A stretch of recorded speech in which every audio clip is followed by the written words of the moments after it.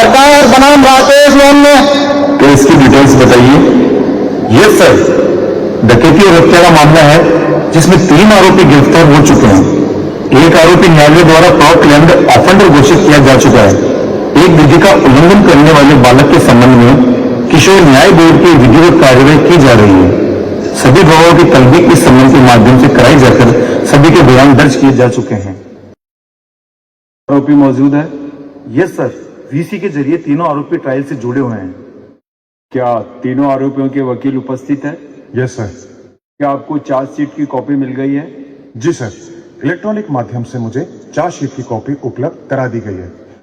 Sir, मेरी एक और रिक्वेस्ट है कि आप मुझे एक और तारीख दे दीजिए, क्योंकि केस का चौथा आरोपी तो कोर्ट के सामने आया ही नहीं है, तो आप कार्रवाई शुरू कैसे कर सकते हैं? नहीं वकील साहब, अब नए आपराधिक कानूनों में 2 बार से ज्यादा एडजमेंट नहीं मिल सकता। अब पहले ही 2 तारीखें ले चुके हैं।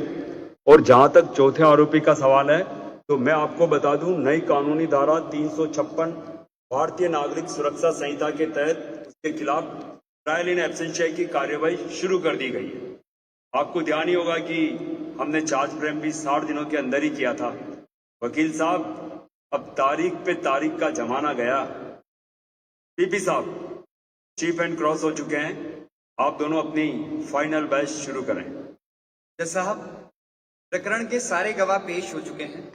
4 अपराधियों ने मिलकर योजनाबद्ध तरीके से हत्या और डकैती के इस जघन्य अपराध को अंजाम दिया है। अपराधियों के विरुद्ध सभी साक्ष्य जैसे फिंगरप्रिंट रिपोर्ट, ई साक्ष्य video, CCTV footage, DNA report विधिक रूप से प्रमाणित कर माननीय न्यायालय के समक्ष प्रस्तुत किए जा चुके हैं। वीडियो बनाने का समय, जगह का टाइम स्टाम्प और जीपीएस भी कैप्चर हुए हैं। योर ऑनर, मैं नए आपराधिक कानूनों के 3 नवीन प्रावधानों के तहत इन पर कार्यवाही करने का निवेदन करता हूं।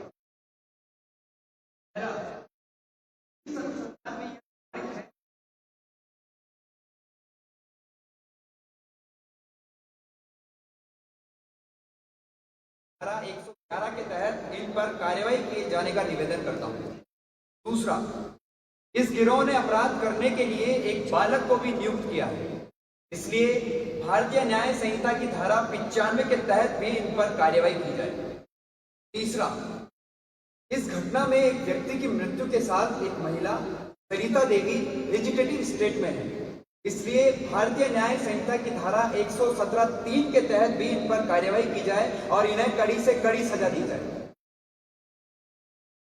जज साहब, ये पूरा परिवार इस अपराध से तबाह हो गया है, इसीलिए मेरा माननीय न्यायालय से निवेदन है कि इन कुख्यात अपराधियों को विभिन्न धाराओं में मिलने वाली सजा को नए कानूनों के प्रावधानों के तहत समवर्ती ना करके क्रमवर्ती यानी कि कॉन्सिक्यूटिव किया जाए, ताकि अन्य अपराधियों के लिए ये एक नजीर बने। सर, मेरे क्लाइंट को पुलिस द्वारा झूठा फंसाया गया है। केस में एक भी स्वतंत्र गवाह नहीं है, सारे गवाह तो पुलिस वाले ही हैं। पीपी साहब, आप कुछ कहना चाहेंगे इस बारे में?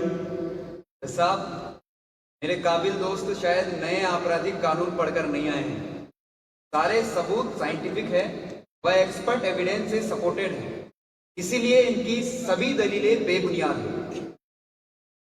इस केस में सारे सबूतों व गवाहों को एग्जामिन कर लिया गया है और साइंटिफिक एविडेंस, एफएसएल रिपोर्ट्स और ई साक्ष्य वीडियोग्राफी से आरोपी राहुल, राकेश, आसिफ के विरुद्ध धारा 103(1), 111, 117(3), 95, 310, 109 भारतीय न्याय संहिता तथा 4/25 आर्म्स एक्ट के अंतर्गत अपराध में दोष सिद्ध पाए जाने पर उम्र कैद की सजा सुनाई जाती है। उद्घोषित अपराधी विजय पूरी प्रक्रिया में उपस्थित नहीं हुआ।